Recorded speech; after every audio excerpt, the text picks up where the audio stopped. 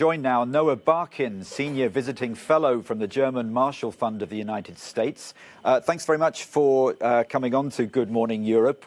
Why has this trip been controversial, and what is China looking to get from this European tour? Well, I understand this visit as an attempt to prevent a transatlantic front from developing against China. The government in Beijing can see that the view of China is deteriorating in Europe because of its aggressive behavior during the pandemic, but also because of its recent crackdown in Hong Kong.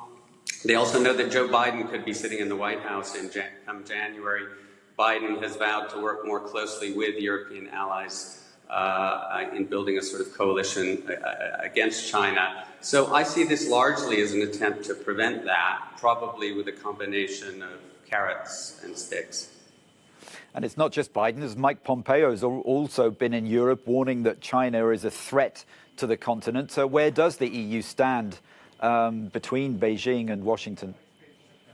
Well, Europe does not want to be forced to decide between China and the United States. Europe depends heavily, especially Germany, where I'm sitting, on the U.S. for its security, but it also has very close economic ties with China. But the mood really is souring, has soured in recent months because of Hong Kong. It was not great beforehand, but Beijing's imposition of this national security law, its rounding up of journalists, arrests of pro-democracy activists, the postponement of the legislative elections in Hong Kong has really soured the mood. And this is raising questions in Germany, in Europe more broadly. Can Europe work with China?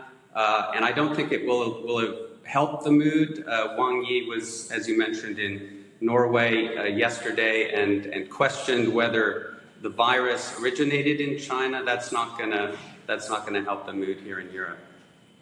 Now, he's visited 5 countries. You've mentioned the situation in Hong Kong. I mean, how much has the overall question of human rights been raised during this trip? Well, Hong Kong was a subject in Wang Yi's press conference in Rome with Di Maio, the Italian foreign minister.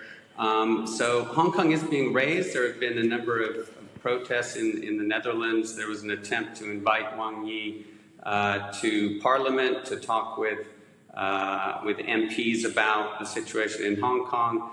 So this is something that is dominating this trip, sort of in the background, and I think politicians aren't highlighting it perhaps as much as the activists would like them to do, but it's definitely something that is front and center in the minds of many European governments right now.